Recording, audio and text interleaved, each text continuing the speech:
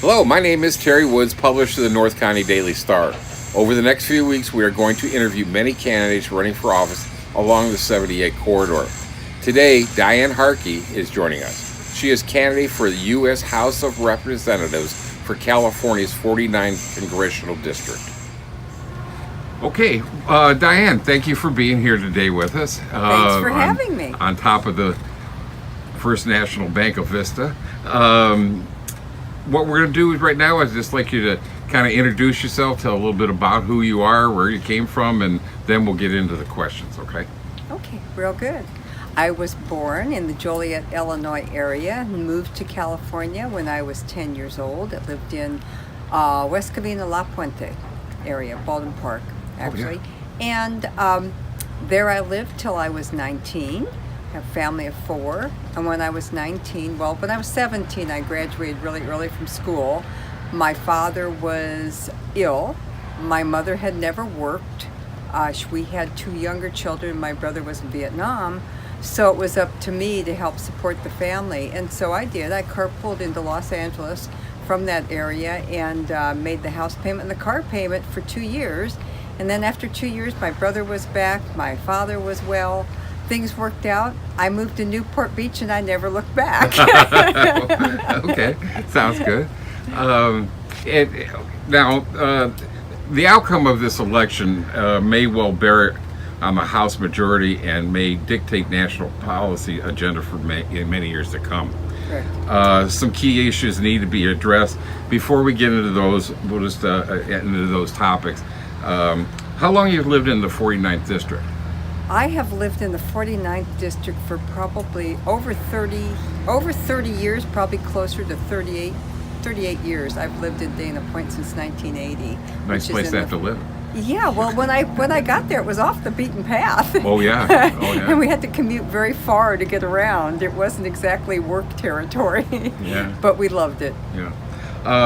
In what roles have you served in the community? Well, I spent 30 years in banking and corporate finance, and in my off time I served as president of the Capistrano Beach Community Association. I helped our city incorporate, fought off a much not desired airport in El Toro, and just did quite a few things and helped elect assembly members, city council people, fought off recalls, supported issues in the city for quite a long time. Huh. And then when I retired myself from banking, which I was with Security Pacific and Bank of America for a great span of time, doing everything from individual loans to actually branch banking, then individual loans, and then middle market companies, which is basically secured. Then I went into publicly traded corporations with Bank of America, and I handled publicly traded corporations that were worldwide and national in syndicated facilities. So I had a broad breadth of banking, but the banking industry kind of became no more fun. It was getting very, very centralized. So I decided to try something new, and since I'd helped my city incorporate, I decided to run for city council. I won city council in 2004. 2006 I was mayor. In 2008 I ran for the state legislature, where I served 3 terms, 2008, 10, 12. And then I ran for the State Board of Equalization, which is a constitutional offices, represents 4.5 counties, 9.5 million people, Orange, Riverside, San Diego, Imperial County, and the bottom portion of San Bernardino County, for tax policy. So I was the first Republican chair of that committee since Ernie Dronenberg back in 1998, and it's been a long time since there was a Republican chair, but we worked very well together up there and got things done. Great. 2 issues that concern local residents are San Onofre and the beach sand. How now, in a position as a member of Congress, would you push to have the spent nuclear fuel removed from the site? Well, you have to expand on what's already been done. What's been done recently, both Congressman Issa and Peters got together along with a lot of other other members. You have to remember there's 435 members, plus you have to have 60 votes in the Senate to get anything done. Right. And there are a lot of people, or a lot of states, I should say, that have nuclear facilities that have waste. The point is to get the decommissioned plants moved first, which would be San Onofre. And so that is primary, that's front and center on my goal list, my to-do list. And so what the bill that they did was establish a temporary storage as well as keep the permanent.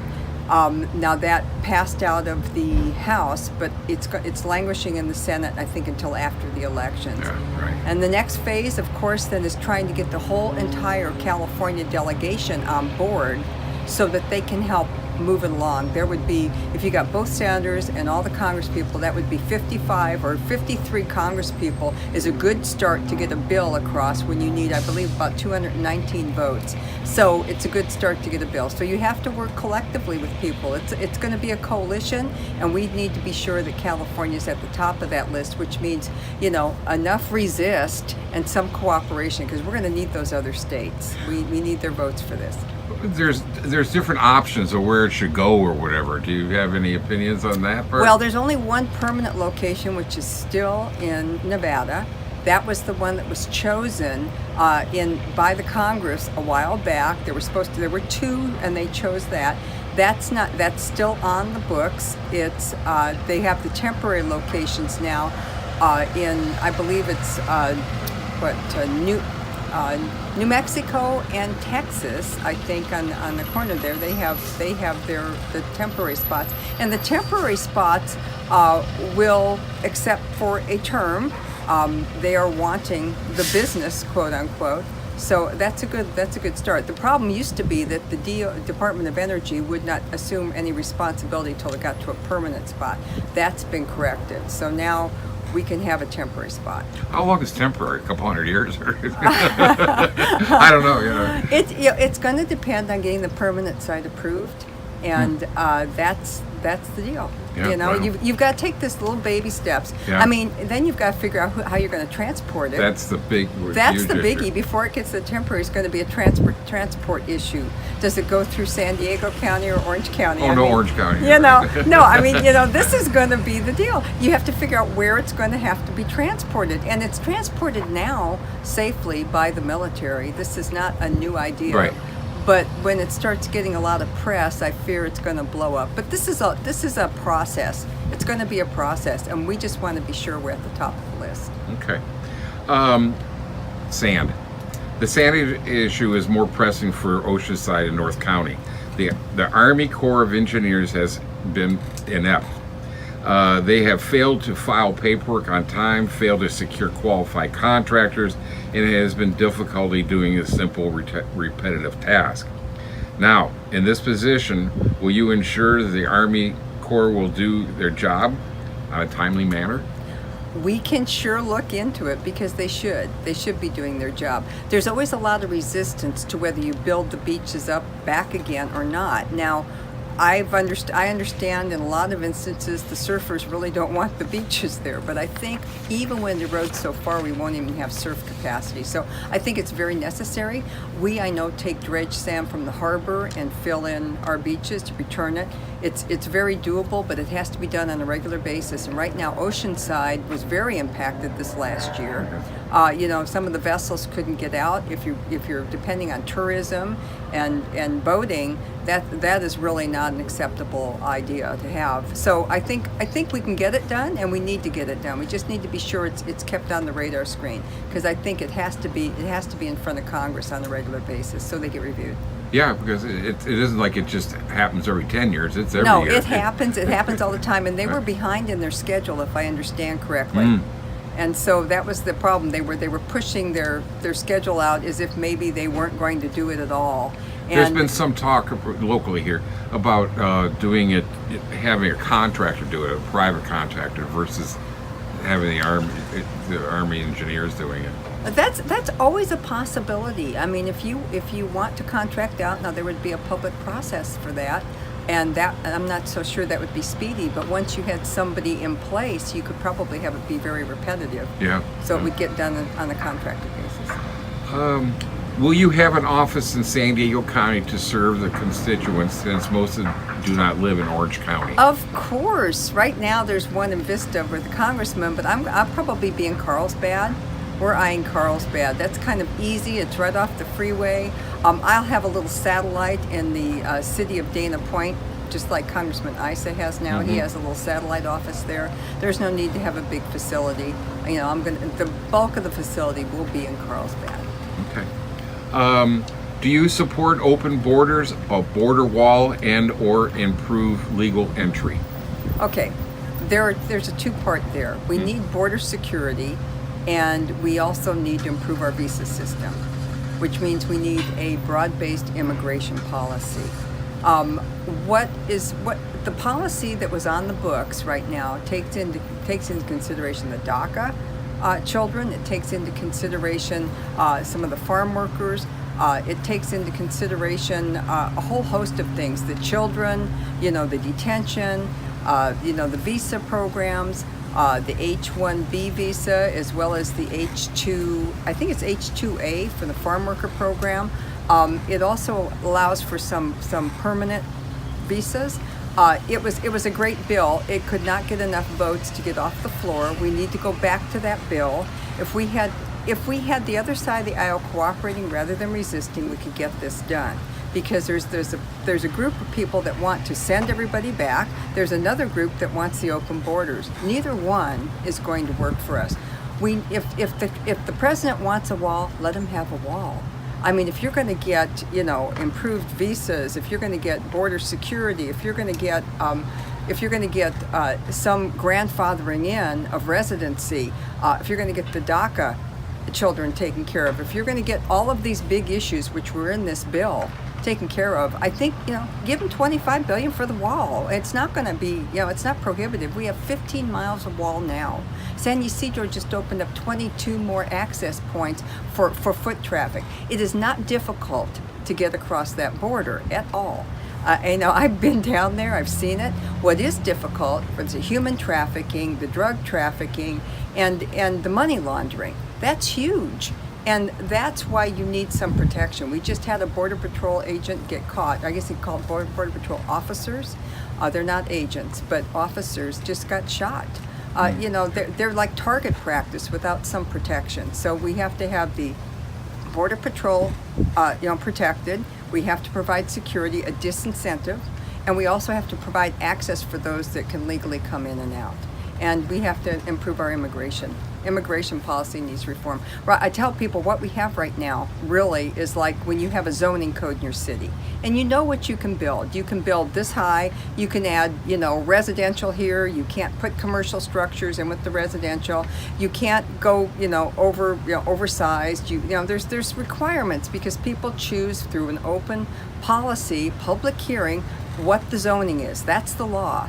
But then you have somebody come in that wants a height variance. You have somebody else that comes in and wants to put a commercial area, and they get a variance for that. Somebody gets a variance for their height. Somebody gets a variance for something else. Now you try to stop a project at some point, the judge will overrule you because you no longer have a statute.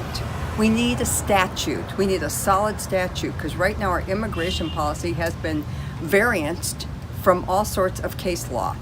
And it's not enforceable on a variety of levels. So we need a statute again, and that's for Congress to do. That's not for the courts. That's for Congress to do.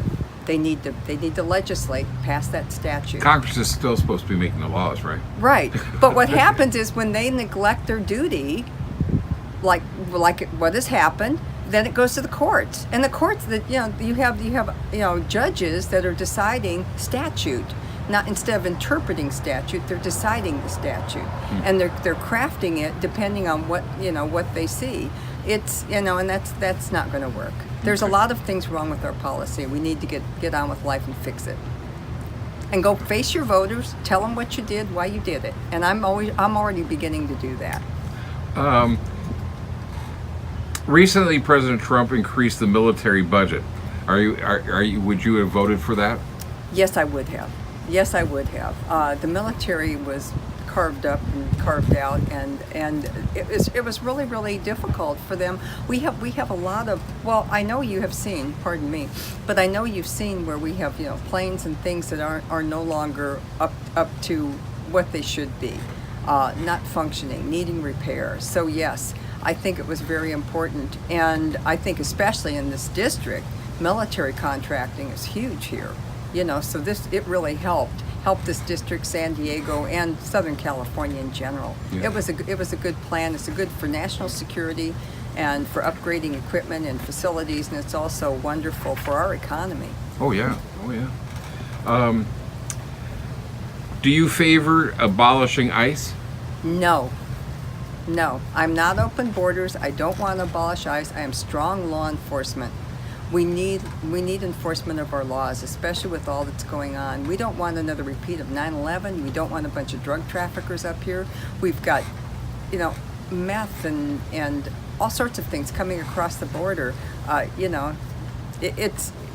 We need strong law enforcement. And the sanctuary state policy is just utterly ridiculous. Not allowing law enforcement to cooperate with each other is insane. Why would you not want to do that?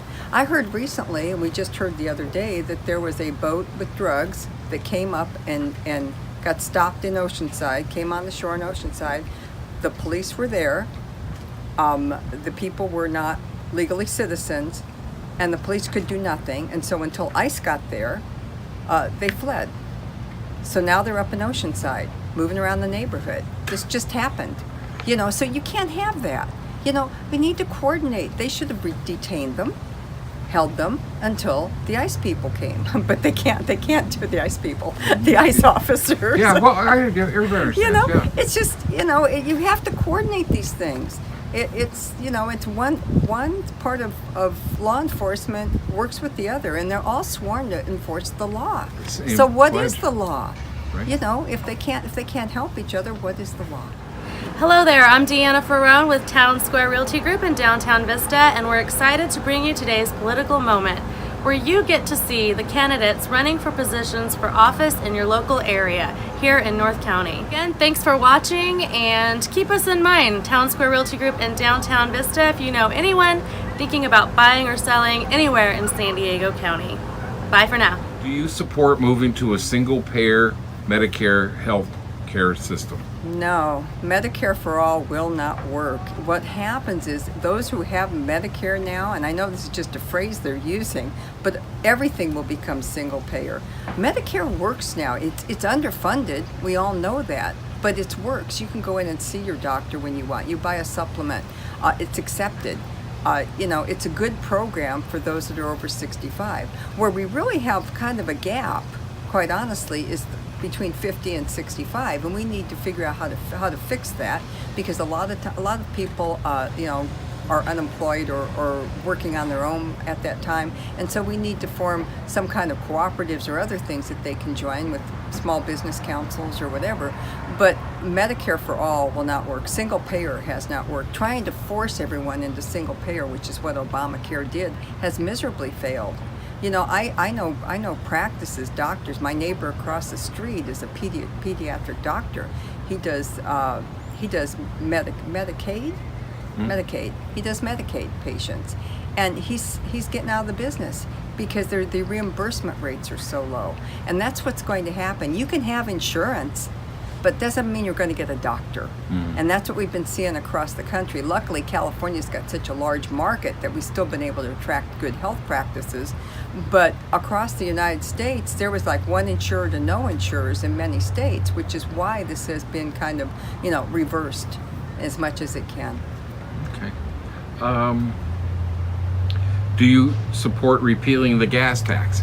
Yes, I do. Yes, I do. I was actually, I'm a co-chair on that effort, and I actually led a gas tax repeal of sorts at the State Board of Equalization on a 2-2 vote, which 2-2 is no action. We were supposed to set the rate for the excise fee. There was a flip of gasoline revenues that went on in 2011 to balance our state budget, what really happened is $1 billion of your local funds went to backfill the state. So, and that's still in existence, where the excise tax is one, and the sales tax, and they're fixed amounts, and then they're readjusted every year. And the Board of Equalization was supposed to equalize those rates every year, either up or down, depending. Well, this last year there was another 4 cents on top of the 12 cents, on top of the cap and trade revenues that have just been reassessed. I mean, those are huge. Those cap and trade fees are huge. They're going to be up probably another 73 cents in short order. So think about the gas prices. So when that 4 cent increase came, we said no.